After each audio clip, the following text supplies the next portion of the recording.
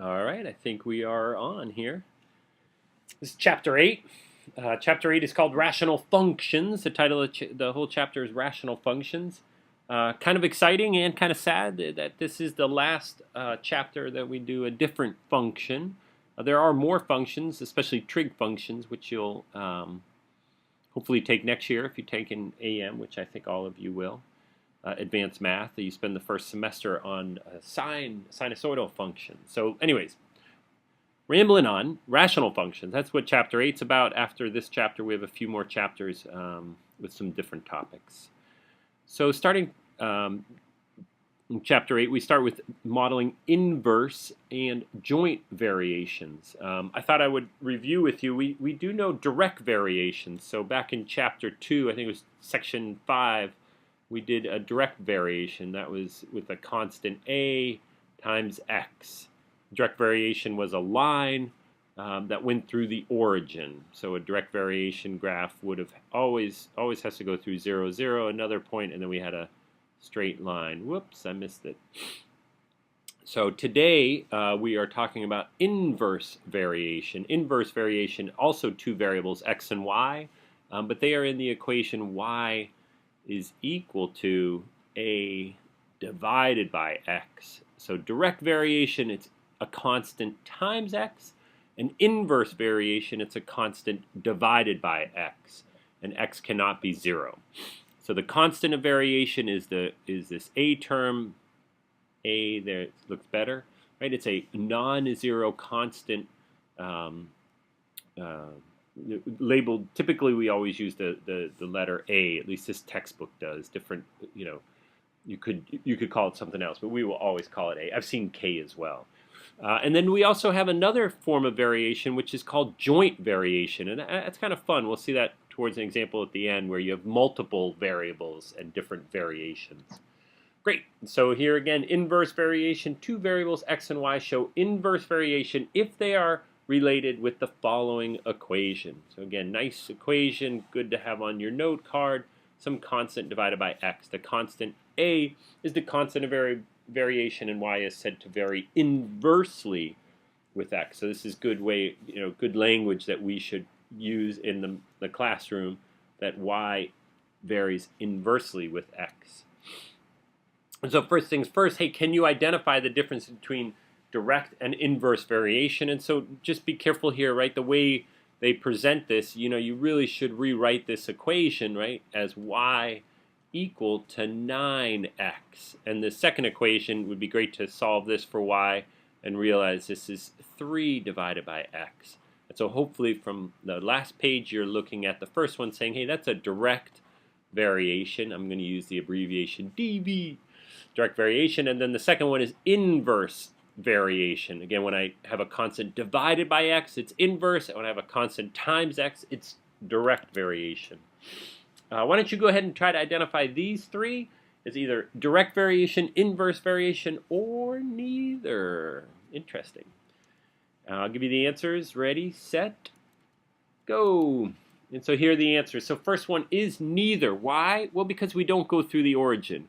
The way it's set up, this is y is equal to 1x. And again, if we had plus 0 or nothing written here, that would be a direct variation. But because we're not going through the origin, it would be neither. Second equation here, if you solve for y, you'd have 5 divided by x, and that should, you should recognize that as inverse. And then finally, if you multiply 2.6 times x, you'd have 2.6x, which would be a direct variation. Well done. So here we go. Very similar to what we did with direct variation. You're given some data. You're supposed to solve for the constant of variation, and then once you have the constant of variation, you can, solve anything. So again, you have to read carefully now and say, oh, we're dealing with an inverse variation. X and y vary inversely, and then we would, that would trigger you to remember this equation, right? We're going to get problems kind of mixed up because we'll have x and y vary directly, and you should pick the other equation. And so finally, you take your given data when y is 3 and x is 6. Can we substitute into the equation? We just did. Can we figure out that a would be 18? That's pretty easy. And now we have an equation which would be 18 over x. And once you have this equation, you have all the power, right? Everybody can come up to you and say, hey, plug in any value of x and solve for y. Or you could do it the other way around, right? Somebody could say, hey, I want the value of y to be 10. What should x be? But in this case, they say x is negative 9, and so you have 18 divided by negative 9, which is negative 2, and you're done. Nice.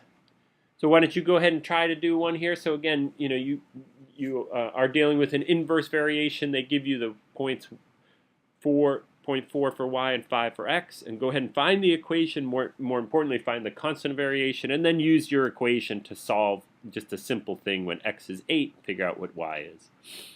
Go ahead, and when you're ready, go ahead, hit pause, and when you're ready to see the answer, hit play.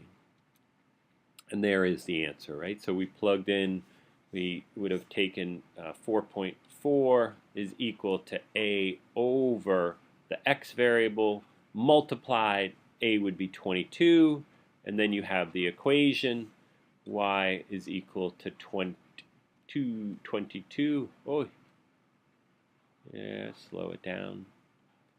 And then plug in value for 8, and you'd have 22 divided by 8, which is 11/4, or 2.75. So you're given some data, and you're asked, hey, is this an inverse variation? And the worksheet that we're going to do in class will also ask, we'll give you data and say, is it an inverse or direct variation? So again, if you have an inverse variation, realize the equation, that you hopefully are starting to feel comfortable with is y is equal to a over x. But realize what we're saying here is that if you take y times x, you will always get the same number, a constant, right? It shouldn't change. So if these numbers here represent an inverse variation, if I multiply x, and they're calling it m and n, but if I multiply the two numbers together, I should always get the same number. And maybe you can already see that we will get that same number, right? We will. When we multiply them together, we are always going to get 225. And when that's the case, then we have an inverse variation. And your constant of variation is 225. So how would we have done it if it was a direct variation, which we'll have to do in class, right? They don't give us an example, but for that, right, you've got y is equal to ax. And so how will you see if you totally always have a constant? Take the two variables and divide. And if you divide and you always keep getting the same constant number, then you've got a direct variation. And if neither happens, then you have neither. So here, this is another example for you. You should be multiplying these two numbers, and hopefully, we can kind of see it, right? It's 36, 36, 36, 36, and that it is 36. So yes, we have an inverse variation. Joint variation. So this is pretty exciting. We can do this, and this opens up all sorts of possibilities. So joint variation is when you vary directly with the product of two or more. So here's just 2. If I take x and y, that's 2 variables, 2 quantities. This is a joint variation. So you'd have the variable z, the variable x, the variable y, and they vary jointly with a constant of variation of a. So here's an example, right? They tell you, and again, reading this first sentence tells you everything. The variable z varies jointly with x and y. And so they tell you that when z is negative 84, and x is negative 4, and y is 3, we should be able to write an equation. So wait, let's put this on hold. Once we figure out the equation, then we can use it. But if I look here, right, this is the equation. From the word problem, you should be able to write this equation, and that's going to be a challenge for us, right? Then we plug in the values that are given, right? 84, 4, and 3. We then calculate the constant of variation, which is 7. We then have this wonderful equation to use, and we use it. So they ask us to figure out what z is when x is 5 and when y is 2, and plug in, and we get 70. So here we go. I like this a lot. This is kind of fun, where you're asked to write equations. So it says, let's go through them, each one. M varies jointly with n, p, and q. So we would write the constant. We cannot. You may as well put a in all of these, right? They always need a constant. Then we're going to do n times p times q. So this is a joint variation with 4 variables. It says R varies inversely with S. And that's kind of, sorry, that's kind of boring. We could do that before. That's kind of what this section's about. Let's go on the next one. X varies inversely with the cube of Y. The cube would be power 3, so this would be A over Y to the third. Nice. And then it says K varies jointly with X and Y and inversely with M. Now this is going to get exciting. Again, the A constant's always there. We're varying jointly with X and Y and then inversely with M. Exciting, right? That's a hard one. And then T varies directly with U and inversely with W. You would again have the constant, U, and W. Don't forget the constant, the constant, the constant, the constant, the constant. And then you just kind of read and put the variables where they should go. Excellent. You got two last problems. So this is a joint variation X and Y. Figure out what the constant is and then use the equation and see if you can't write the formula for this one. Hit pause, and when you're ready, hit play and I'll show you the answer. Answers, here they are. So again, you should have started this equation. Oops, come on, mouse. This one, realizing that you had to plug negative 44 is equal to A, and then the two variables are jointly 4 and negative 1, and solve that for A. A is 11, that was nice. And then you should plug in 6 and 3 for Y and come up with the final answer.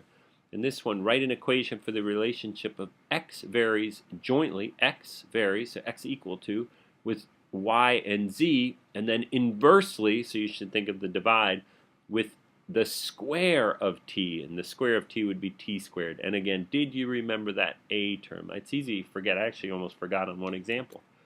And that's it. Hey, I'll see you on Monday in class. Well done.